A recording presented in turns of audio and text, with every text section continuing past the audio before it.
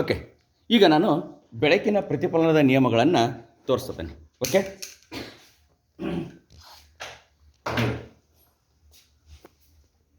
ಇದು ಪತನ ಕಿರಣ. ಯಾವ ಕಿರಣ ಇದು? ಕಾಣಿಸುತ್ತಲ್ಲ?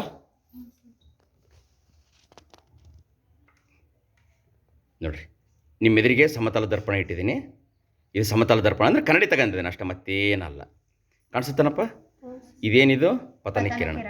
ಆ ಕಡೆಯಿಂದ ಆ ದರ್ಪಣದ ಮೇಲೆ ಅಪ್ಪಳಿಸಿ ಪ್ರತಿಫಲಿಸಿದೆಯಲ್ಲ, ಅದು ಯಾವ ಕಿರಣ? ಅದು ಪ್ರತಿಫಲಿತ ಕಿರಣ. ಒಬ್ಬರು ಚಾಕ್ ಪೀಸ್ ತಗೋರಿ, ಒಂದು ನಡಿ, ಒಂದು ಲಂಬ ಹೇಳಿರಿ, ಒಂದು ಲಂಬ ಹೇಳಿರಿ ಚಾಕ್ ಪೀಸ್ ತಗೊಂಡು. ಎಲ್ಲಿ ಲಂಬ ಎಳಿಬೇಕು? ಪತನ ಬಿಂದುವಿನಲ್ಲಿ ಒಂದು ಲಂಬ ಹೇಳಿರಿ. ಪತನ ಬಿಂದು ಎಲ್ಲಿದೆ ನೋಡ್ರಿ? ಇಲ್ಲಿದೆ ಪತನ ಬಿಂದು. ಇದ್ರ ಇಲ್ಲಿ ಲಂಬ ಹೇಳಿರಿ. ಲಂಬ ಸ್ಟ್ರೈಟ್ ಇರಬೇಕು, ಲಂಬ ಸ್ಟ್ರೈಟ್. ಲಂಬ no no no no no ಕೊಡಿ, ನನ್ನ ಕಡೆಗೆ ಚಾಕ್ ಪೀಸ್ ಕೊಡಿ, ಹೇಳ್ತೀನಿ. ಇಲ್ಲಿ ನೋಡಿ, ಇದು ಪತನ ಕಿರಣನ, ಇದು ಪತನ ಕಿರಣ ಕಾಣಿಸುತ್ತಲ್ಲ? ಇದು ಪತನ ಕಿರಣ. ಈ ಕಡೆ ಬಂದಿರೋದು ಪ್ರತಿಫಲಿತ ಕಿರಣ. ಇದು ಲಂಬ. ಇದು ಓಕೆ, ಇದೇನಿದು? ಲಂಬ. ಅಲ್ಲಿ ಎರಡು ಕೋನ ಆಗಿದಾವಲ್ವ? ಈ ಕೋನ ಮತ್ತು ಈ ಕೋನ ಕಾಣಿಸ್ತಾ ಇದೆಯಲ್ಲ? ಎರಡು ಕೋನ ಆಗಿದಾವಲ್ಲ? ಕಾಣಿಸ್ತಾ ಇದಾವಲ್ಲ? ನೋಡು, ಎರಡು ಕೋನ ಆಗಿದ್ದಾವೆ. ಈ ಕೋನವನ್ನು ಏನಂತ ಕರಿತೀವಿ? ಈ ಕಡೆ ಈ ಕೋನವನ್ನು ಏನಂತ ಕರಿತೀವಿ? ಪತನ ಕೋನ.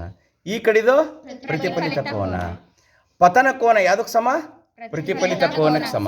ನೋಡಿ, ನಾವು ಪತನ ಕೋನ ಕಡಿಮೆ ಮಾಡಿದಂಗೆ ಪ್ರತಿಫಲಿತ ಕೋನ ಏನೇನಾಯ್ತು? ಕಡಿಮೆ ಆಯಿತು. ಪತನ ಕೋನ ಹೆಚ್ಚಿಗೆ ಮಾಡ್ತಾನೆ ನಾನು, ಪ್ರತಿಫಲಿತ ಕೋನ ಏನಾಯಿತು? ಹೆಚ್ಚಿಗೆ ಆಯಿತು. ಹಾಗಾದ್ರೆ ಇದೇ ನಿಯಮ.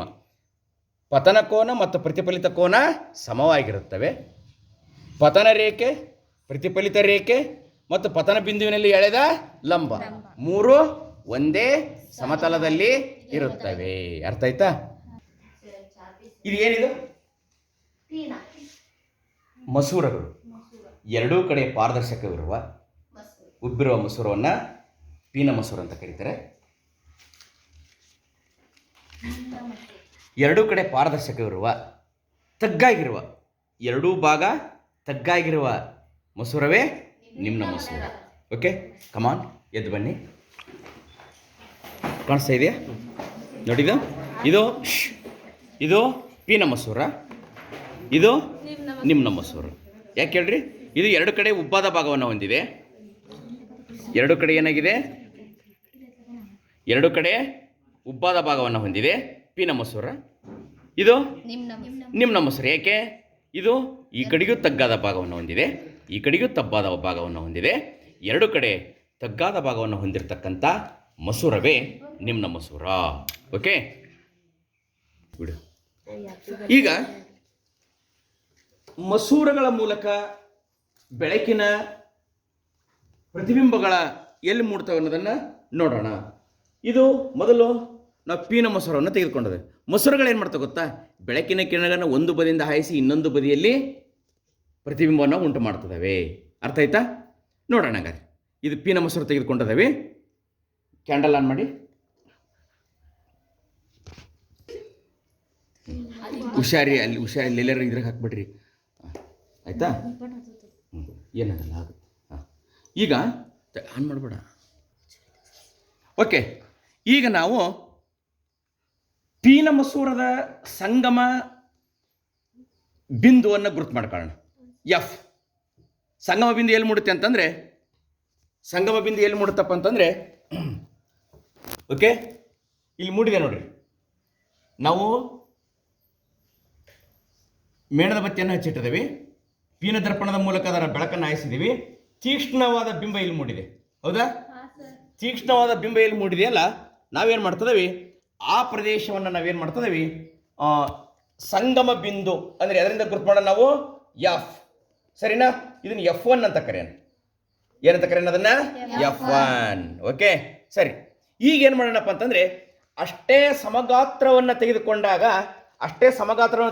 ಏನಾಗ್ತದೋ? F2 ಆಕತಿ. ಏನಾಗ್ತದೋ? F2. ಈಗೇನು ಮಾಡೋಣ? 2F1 ಅಂತ ಕರೆಯೋಣ. ಹಾಗಾದ್ರೆ 2F1 ಯಾವುದಕ್ಕೆ ಸಮ? ಅದು ಸಿಗೆ ಸಮ. ಯಾವುದಕ್ಕೆ ಸಮ? ಅದು ಸಿ ಅಲ್ವಾ? ಅಂದರೆ ವಕ್ರತಾ ಕೇಂದ್ರ. ಯಾವುದಕ್ಕೆ ಸಮ? ಅದು ವಕ್ರತಾ ಕೇಂದ್ರ. ಸಿ ಅಂತ ಕರಿಬೋದಲ್ವಾ? ಏನಂತ ಕರೆಯೋಣ ಅದಕ್ಕೆ? ಸಿ ಅಂತ ಕರೆಯೋಣ, ಹೌದಾ? ಓಕೆ, ಇಲ್ಲಿ ನಾವು ಏನು ಮಾಡಿದೆವಪ್ಪ ಅಂತಂದರೆ ನಾವು ಅಂದಾಜು ಸಂಗಮ ಬಿಂದುವನ್ನು ಗುರುತು ಮಾಡ್ಕೊಂಡಿದ್ವಿ ಇಲ್ಲಿ. ಓಕೆ, ಅಂದಾಜು ಸಂಗಮ ಬಿಂದುವನ್ನು ಗುರುತು ಮಾಡ್ಕೊಂಡಿದ್ವಿ, ಅದನ್ನು F1 ಅಂತ ಕರಿತೇವೆ. ಅಂದಾಜು ಸಂಗಮ ಬಿಂದುವನ್ನು ಗುರುತು ಮಾಡ್ಕೊಂಡಿದ್ದೀವಿ, ಅದನ್ನು ನಾವೇನಂತ ಕರೆಯೋಣ? F1 ಅಂತ ಕರೆಯೋಣ. ಇಲ್ಲಿ ಗುರುತು ಮಾಡಿದ್ದೀನಿ ನಾನು. ಅದರ 2ರಷ್ಟು ಗಾತ್ರದ್ದು ಏನಪ್ಪ? ಈ ದೃಕ್ಕೇಂದ್ರದಿಂದ ಅದರ 2ರಷ್ಟು ಗಾತ್ರದ್ದು ಏನಿದು? 2F1 ಅಂತ ಕರೆಯೋಣ, ಅಥವಾ ಸಿ. ಓಕೆ, ವಕ್ರತಾ ಕೇಂದ್ರ ಅಂತ ಕರೆಯೋಣ. ಯಾವುದು? ಪೀನ ದರ್ಪಣದ ವಕ್ರತಾ ಕೇಂದ್ರ, ಪೀನ ಮಸೂರದ ವಕ್ರತಾ ಕೇಂದ್ರ. ಇಷ್ಟೇ ಅಳತೆಯನ್ನು ಈ ಕಡೆ ತೆಗೆದುಕೊಳ್ಳೋಣ. ನೋಡ್ರಿ ನಾ ಹೇಗೆ ತೆಗೆದುಕೊಳ್ತಿದ್ದೀನಿ. ಒಂದು ಅಂದಾಜು ಅಳತೆ ಇಷ್ಟಿದೆಯಲ್ಲ, ಇಷ್ಟೇ ಅಳತೆ. ಓಕೆ, ಇಷ್ಟೇ ಅಳತೆ ತೆಗೆದುಕೊಂಡದೇನೆ. ಇದನ್ನೇನಂತ ಕರೆಯೋಣ? F2 ಅಂತ ಕರೆಯೋಣ. ಈ ಬದಿಯಲ್ಲಿ ಇಷ್ಟೇ ಅಳತೆ ಮತ್ತಿಷ್ಟು ಈ ಕಡೆ ತೆಗೆದುಕೊಳ್ಳೋಣ. ಅದನ್ನೇನಂತ ಕರೆಯೋಣ ನಾವು? S, 2F2. ಇಷ್ಟೇ ಅಳತೆ 2F2 ಅಂತ ಕರಿತಿದ್ದೀವಿ. ಸರಿನಾ? 2F2 ಅಂತ ಗುರ್ತು ಮಾಡಿದೆ. ಹೌದು ತಾನೆ? ಈಗ ಆ ಕಡೆ ಬದಿಯಲ್ಲಿನೂ ಗುರ್ತು ಮಾಡಿದ್ದೀನಿ. ಹೌದಾ? ಅಂದರೆ ಆ ಕಡೆ ಬದಿಯಲ್ಲಿ ಸಂಗಮ ಬಿಂದುವನ್ನು ಗುರುತು ಮಾಡಿದ್ದೀನಿ, F1. ಸಿ ಗುರುತು ಮಾಡಿದ್ದೀನಿ, 2F1. ಈ ಕಡೆ ಬದಿಯಲ್ಲಿ ಅದರ ಅಂದಾಜು ಅದರಷ್ಟೇ ಅಳತೆ ತೆಗೆದುಕೊಂಡಿದ್ದೇನೆ. ಇದು ದರ್ಪಣದ ಪೀನ ಮಸೂರದ ಇನ್ನೊಂದು ಬದಿ F2 ಮತ್ತು 2F2 ಗುರುತು ಮಾಡಿದ್ದೀನಿ. ಹಿಡ್ಕೊ. ಈಗ ಹಾಗಾದರೆ ಮೊದಲು ವಸ್ತುವನ್ನು ಎಲ್ಲಿಡಬೇಕು ಅಂತ ಹೇಳಿದಾರೆ ನೋಡ್ರಿ. ಅನಂತ ದೂರದಲ್ಲಿ ವಸ್ತುವನ್ನು ಇಟ್ಟಾಗ, ಅನಂತ ದೂರದಲ್ಲಿ ವಸ್ತುವನ್ನು ಇಟ್ಟಿದ್ದಾವೆ. ಹಾಗೆ ಹಿಂದಕ್ಕೆ ಸರಿಸಿ, ಅದನ್ನು ಆ ಕ್ಯಾಂಡಲ್ ಫೋಕಸ್ ಮಾಡಿ. ಎಸ್, ನೋಡ್ರಿ, ಮೇಣದ ಬತ್ತಿಯನ್ನು ಹಿಂದಕ್ಕೆ ಸರಿಸ್ತಾ ಇದ್ದಾರೆ. ಸರಿಸಿ. ಹಾಗಾದರೆ ಪ್ರತಿಬಿಂಬ ಎಲ್ಲಿ ಮೂಡಿದೆ ನೋಡ್ರಿ, ನೋಡೋಣ. ಪ್ರತಿಬಿಂಬ ಎಲ್ಲಿ ಮೂಡಿದೆ? F1 ಮೇಲೆ ಮೂಡಿದೆ. ಎಲ್ಲಿ ಮೂಡಿದೆ? F1 ಮೇಲೆ. ಕಾಣಿಸುತ್ತಲ್ಲ ನೋಡ್ರಿ. ಪ್ರತಿಬಿಂಬ ಯಾವ ಗಾತ್ರದ್ದು? ಚುಕ್ಕೆ ಗಾತ್ರದ್ದು. ಸತ್ಯನ ಮಿಥ್ಯನ? ಸತ್ಯವಾಗಿದೆ. ದರ್ಪಣದ ಯಾವ ಭಾಗದಲ್ಲಿ ಬಿದ್ದಿದೆ? ಪೀನ ಮಸೂರದ ಇನ್ನೊಂದು ಬದಿಯಲ್ಲಿ ಬಿದ್ದಿದೆ. ಏನು? ಪ್ರತಿಬಿಂಬ ಪೀನ ಮಸೂರದ ಯಾವ ಬದಿಯಲ್ಲಿದೆ? ಇನ್ನೊಂದು ಬದಿಯಲ್ಲಿ ಕಾಣಿಸ್ತಾ ಇದೆ. ಕಾಣಿಸ್ತಾ ಇದೆಯಾ ನೋಡ್ರಿ ಎಲ್ರೂ? ಕಾಣಿಸ್ತಾ ಇದೆಯಾ? ಹಾಗಾದ್ರೆ ಮೇಣದ ಬತ್ತಿಯಲ್ಲಿ ಇಟ್ಟದ ನೋಡ್ರಿ. ಎಸ್, ಮೇಣದ ಬತ್ತಿಯನ್ನು ಅನಂತ ದೂರದಲ್ಲಿ ಇಟ್ಟಿದ್ದೇವೆ. ಹೌದಾ? ಮೇಣದ ಬತ್ತಿ ಅಂದ್ರೆ ಏನು? ವಸ್ತುವನ್ನು ಅನಂತ ದೂರದಲ್ಲಿ ಇಟ್ಟಾಗ ಪ್ರತಿಬಿಂಬ ಎಲ್ಲಿ ಮೂಡಿದೆ? F1 ನಲ್ಲಿ ಮೂಡಿದೆ. ಹೇಗಿದೆ? ಸತ್ಯವಾಗಿದೆ, ಚುಕ್ಕೆ ಗಾತ್ರದಲ್ಲಿದೆ, F1 ಮೇಲೆ ಮೂಡಿದೆ, ತಲೆ ಕೆಳಗಾಗಿ ಇದೆ. ಹೌದಾ? ಈಗ ಹಂಗಾರೆ ವಸ್ತುವನ್ನು ಎಲ್ಲಿರಿಸಿ ಅಂತ ಹೇಳ್ತಾರೆ ಹೇಳ್ರಿ? 2ನೇ ಸ್ಟೆಪ್ಪನ್ನು 2F1ಗಿಂತ ದೂರದಲ್ಲಿ ಸ್ವಲ್ಪ ಮುಂದಕ್ಕೆ ಸರಿಸಿ. 2Fಗಿಂತ ದೂರದಲ್ಲಿ. 2Fಗಿಂತ ದೂರ ಇರಲಿ. ಹಾಗಾದ್ರೆ ಪ್ರತಿಬಿಂಬ ಎಲ್ಲಿ ಮೂಡಿದೆ ಹೇಳ್ರಿ ನೋಡೋಣ. F2 ಮತ್ತು 2F2ಗಳ ನಡುವೆ ಮೂಡಿದೆ. ಎಲ್ಲಂತೆ? F2 ಮತ್ತು ನೋಡಿ, ಪ್ರತಿಬಿಂಬದ ಸ್ಥಾನ ಎಲ್ಲಂತೆ? ಪ್ರತಿಬಿಂಬದ ಸ್ಥಾನ ಎಲ್ಲಿ? 2F1ಗಿಂತ ದೂರ ಇಟ್ಟಾಗ F1 ಮತ್ತು 2F1ಗಳ ನಡುವೆ. ಹಂಗಾರೆ ಈ ಕಡೆ ಸರಿಸ್ಕೊಂತ ಬರೋಣ. ಹೌದು ತಾನೆ? ಎಲ್ಲಿ ಮೂಡಿದೆ? ನಡುವೆ. ಇದು F1, ಇದು 2F1. ಹೌದಾ? ನೋಡ್ರಿ, ಕಾಣಿಸುತ್ತಲ್ಲ? ಹೇಗಿದೆ ಹೇಳ್ರಿ ಪ್ರತಿಬಿಂಬ? ಹಂಗಾರೆ ವಸ್ತು ಅಂದ್ರೇನು? ಇಲ್ಲಿ ಮೇಣದ ಬತ್ತಿ. ಆ ಕಡೆ ಫೋಕಸ್ ಮಾಡಿ. ವಸ್ತು ಅಂದ್ರೇನು? ಮೇಣದ ಬತ್ತಿ. ಎಲ್ಲಿಟ್ಟಿದ್ದೇವೆ? 2F2ಗಿಂತ ದೂರದಲ್ಲಿ ಇಟ್ಟಿದ್ದೇವೆ. ಸಾರಿ, 2F ವಸ್ತುವನ್ನ ಎಲ್ಲಿಟ್ಟಿದ್ದೇವೆ ಅಂತಂದ್ರೆ 2F1ಗಿಂತ ದೂರದ ಇಟ್ಟಿದ್ದೀವಿ. ಹೌದಾ? ಈಗ ನಾವು ಏನು ಮಾಡಿದ್ವಿ? ಫಸ್ಟು ವಸ್ತುವನ್ನು ಅನಂತ ದೂರದಲ್ಲಿ ಇಟ್ಟಿದ್ದೀವಿ. ಸರಸಮ ಆ ಕಡೆ ಬೆಳಕನ್ನು ಬೆಳಕಿನ ಕಿರಣ ಅನಂತ ದೂರದಲ್ಲಿ ಇಟ್ಟಾಗ ಪ್ರತಿಬಿಂಬ ಎಲ್ಲಿ ಮೂಡಿದೆ ಹೇಳ್ರಿ ನೋಡೋಣ. F2 ಮೇಲೆ ಮೂಡಿದೆ. ಪ್ರತಿಬಿಂಬ ಎಲ್ಲಿ ಮೂಡಿದೆ? F2 ಮೇಲೆ ಮೂಡಿದೆ. ಓಕೆ, ಯಾವ ಥರ ಇದೆ ಹೇಳ್ರಿ ನೋಡೋಣ. ಪ್ರತಿಬಿಂಬ ಚುಕ್ಕೆ ಗಾತ್ರದಲ್ಲಿದೆ. 2F2 ಮೇಲೆ ಮೂಡಿದೆ. ದರ್ಪಣದ ಇನ್ನೊಂದು ಬದಿಯಲ್ಲಿ ಮೂಡಿದೆ. ಪರದೆ ಮೇಲೆ ಮೂಡಿದೆ. ಚುಕ್ಕೆ ಗಾತ್ರದಲ್ಲಿದೆ. ತಲೆ ಕೆಳಗಾಗಿದೆ. ಸತ್ಯವಾಗಿದೆ. ಸರಿನಾ? ಓಕೆ. ಈಗ ನಾವು ಮೇಣದ ಬತ್ತಿಯನ್ನು ನೋಡಿ ಮುಂದಕ್ಕೆ ಸರಿಸ್ತದೆ. ಅಂದರೆ 2F1ಗಿಂತ ಆಚೆ ಮುಂದಕ್ಕೆ ಸರಿಸಿ. ಇನ್ನು ಸರಿಸಿ. ಪ್ರತಿಬಿಂಬ ಎಲ್ಲಿ ಮೂಡೈತಿ ಹೇಳಿ ನೋಡೋಣ. F2 ಮತ್ತು ನೋಡಿ ಇಲ್ಲಿ ಪ್ರತಿಬಿಂಬ ಮೂಡೈತಿ. ಇದು F2, ಇದು 2F2.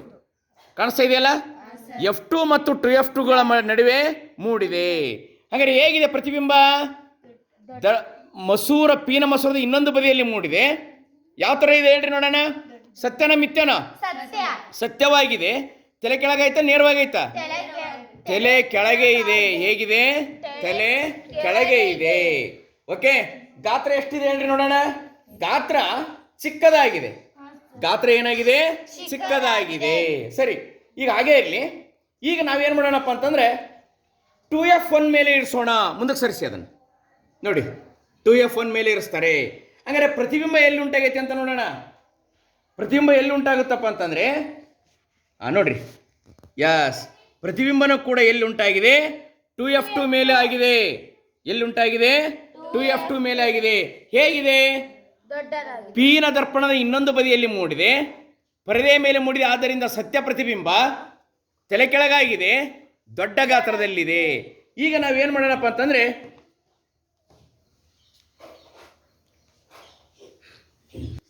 ನೋಡಿ, ಈಗ ನಾವು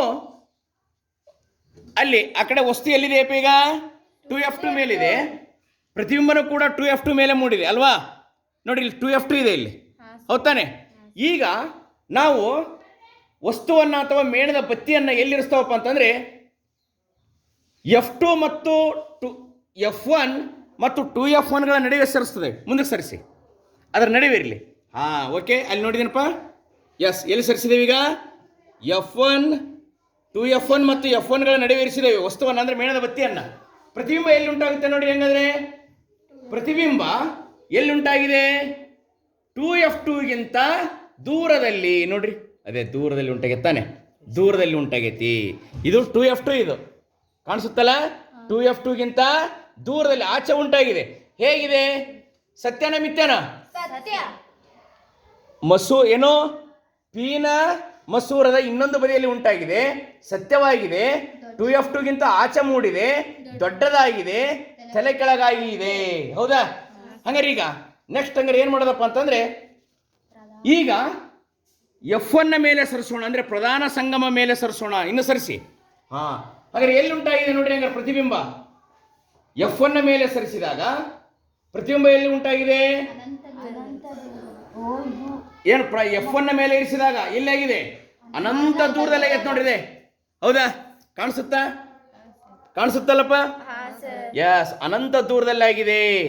ಓಕೆ, ಏನಾಗಿದೆ? ಅನಂತ ದೂರದಲ್ಲಾಗಿದೆ. ಅರ್ಥ ಆಯ್ತಾ? ಹಂಗಾರೆ ಏನು ಪೀನ ಮಸೂರದ ಇನ್ನೊಂದು ಬದಿಯಲ್ಲಿ ಉಂಟಾಗಿದೆ. ಹೇಗಂದ್ರೆ ಎಲ್ಲಿ ಇರಿಸಿದ್ವಿ? ಇಲ್ಲಿ ತೋರಿಸಿ. F1ನ ಮೇಲೆ ಇರಿಸಿದವಿ. F1ನ ಮೇಲೆ ಇರಿಸಿದಾಗ ಪ್ರತಿಬಿಂಬ ಎಲ್ಲಿ ಉಂಟಾಗೈತಿ? ಅನಂತ ದೂರದಲ್ಲಿ ಇದೆ ನೋಡ್ರಿ. 2F2 ದಾಟಿ ಹೋಗಿದೆ, ಅನಂತ ದೂರದಲ್ಲಿ ಆಗಿದೆ. ಇದೆ ಸತ್ಯನ ಮಿಥ್ಯನ? ಯಾಕಂದ್ರೆ ಪರದೆ ಮೇಲೆ ಮೂಡಿದೆ, ತಲೆ ಕೆಳಗಾಗಿದೆ ತಾನೆ? ಯಸ್, ತಲೆ ಕೆಳಗಾಗಿ ಇದೆ. ಈಗ F1ನ ಮೇಲೆ ಸರಿಸಿದ್ವಿ, ಹೌದಾ? ಈಗ ಏನು ಮಾಡೋಣಪ್ಪ ಅಂತಂದ್ರೆ F1 ಮತ್ತು ದೃಕ್ಕೇಂದ್ರಗಳ ನಡುವೆ ಇರಿಸೋಣ. ಅಂದ್ರೆ ಮುಂದಕ್ಕೆ ಸರಿಸಿ. F1 ಮತ್ತು ದೃಕ್ಕೇಂದ್ರ ಅಂದ್ರೆ ಇವೆರಡು ಕಾಣಿಸ್ತಾವ? ಇದೇನಿದು? F1, ಇದು ದೃಕ್ಕೇಂದ್ರ ಕಾಣಿಸ್ತಾ, ಇದು ದೃಕ್ಕೇಂದ್ರ. ಅವುಗಳ ನಡುವೆ ಇರಿಸೋಣ. ಏನಾಗಿದೆ ಅಂತ ನೋಡೋಣ. ಹೌದಾ? ಎಲ್ಲಿ ಹೋದ್ರೂ ನಮಗೆ ಇದು ಕಾಣಿಸ್ತಾ ಇಲ್ಲ. ಹೌದಾ? ಎಲ್ಲರ ಕಾಣಿಸ್ತಾ ಇದೆಯಾ? ಇಲ್ಲ. ಹಂಗಾದ್ರೆ ಎಲ್ಲಿ ಹೋಗಿದೆ ಅದಂಗಾದ್ರೆ? ವಸ್ತು ಇರುವ ಮಸೂರದ ಕಡೆಗೆ. ಓಕೆ, ವಸ್ತು ಇರುವ ಮಸೂರದ ಕಡೆಗೆ. ಹಂಗಾರೆ ಎಲ್ಲಿ ಕಾಣಿಸ್ತಾ ಇದೆಯಪ್ಪ ಅಂದ್ರೆ ಈ ಕಡೆ ನೋಡೋಣ. ಓಕೆ, ನೋಡ್ರಿ, ಈ ಕಡೆಗಿದೆ ನೋಡ್ರಿ, ಸ್ವಲ್ಪ ಸೈಡ್ ಇಲ್ಲಿ ಕಾಣಿಸ್ತಾ ನೋಡ್ರಿ, ಗ್ಲಾಸ್ ಅಲ್ಲೇ ಕಾಣಿಸ್ತಾ ಇದೆ ಅಲ್ವಾ? ಓಕೆ, ಅಂದ್ರೆ ಏನಾಗಿದೆ? ದೊಡ್ಡದಾಗಿದೆ, ನೇರವಾಗಿದೆ, ತಲೆ ಕೆಳಗೆ ಇದೆಯಾ? ನೇರವಾಗಿದೆ, ದೊಡ್ಡದಾಗಿದೆ. ಸತ್ಯನ ಮಿಥ್ಯನ? ಮಿಥ್ಯವಾಗಿದೆ. ಅರ್ಥ ಆಯ್ತಾ? ಈಗ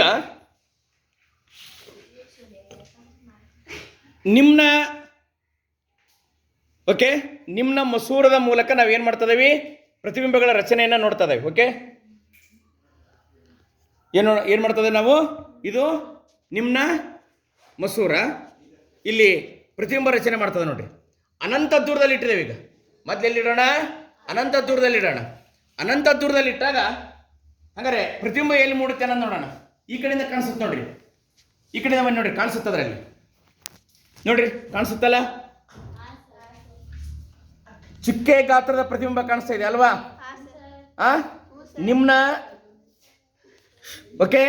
ನಿಮ್ನ ಮಸೂರದಲ್ಲಿ ಓಕೆ ಅನಂತ ದೂರದಲ್ಲಿರಿಸಿದಾಗ ಚುಕ್ಕೆ ಗಾತ್ರದ್ದು ಸತ್ಯನ ಮಿಥ್ಯನ? ಮಿಥ್ಯವಾಗಿದೆ. ಯಾಕಂದ್ರೆ ಪರದೆ ಮೇಲೆ ಮೂಡಿಲ್ಲ ಅನ್ನ. ಹೌದಾನೆ? ನೋಡ್ರಿ ಕಾಣಿಸುತ್ತಾನ ನೋಡ್ರಿ, ಹಿಂದೆ ತಗೊಂಬನ್ನಿ. ಕಾಣಿಸುತ್ತೆ ನೋಡ್ರಿ, ಅದೇ ಅಲ್ವಾ? ಚುಕ್ಕೆ ಗಾತ್ರದ ಕಾಣಿಸುತ್ತದೆ, ಕಾಣಿಸ್ತಾ ಇದೆಯಲ್ಲ? ಅನಂತ ದೂರದಲ್ಲಿ ಇದ್ದಾಗ ಎಲ್ಲಿ ಪ್ರತಿಬಿಂಬ ಎಲ್ಲಿ ಉಂಟಾಗಿದೆ? F1 ಮೇಲೆ ಉಂಟಾಗಿದೆ. ಇಲ್ಲಿ ನಾವೇನ್ ಮಾಡ್ತದೆ, ಇಲ್ಲಿ F1 ಅಂತ ಬರೆಯೋಣ ಇದನ್ನ, ಸರಿನಾ? ಈಗ ಅದನ್ನು ಹತ್ತಿರ ಸರಿಸೋಣ. ಏನು? O ಮತ್ತು ಅನಂತ ದೂರದ ನಡುವೆ ಇರಿಸೋಣ. ಆ ಪ್ರತಿಬಿಂಬ ಎಲ್ಲಿ ಉಂಟಾಗುತ್ತಂತೆ? ಪ್ರತಿಬಿಂಬ ಎಲ್ಲಿ ಉಂಟಾಗುತ್ತಂತೆ? ಪ್ರತಿಬಿಂಬ ಎಲ್ಲಿ ಉಂಟಾಗುತ್ತೆ ಹೇಳ್ರಿ ಬೇಗ. O ಮತ್ತು ಅನಂತ ದೂರ ಮತ್ತು O ನಡುವೆ ಇರಿಸಿದಾಗ, ಅನಂತ ದೂರ ಮತ್ತು O ನಡುವೆ ಇರಿಸಿದೇವೆ. ಈಗ ಪ್ರತಿಬಿಂಬ ಎಲ್ಲಿ ಉಂಟಾಗುತ್ತೆ ಹೇಳಿ?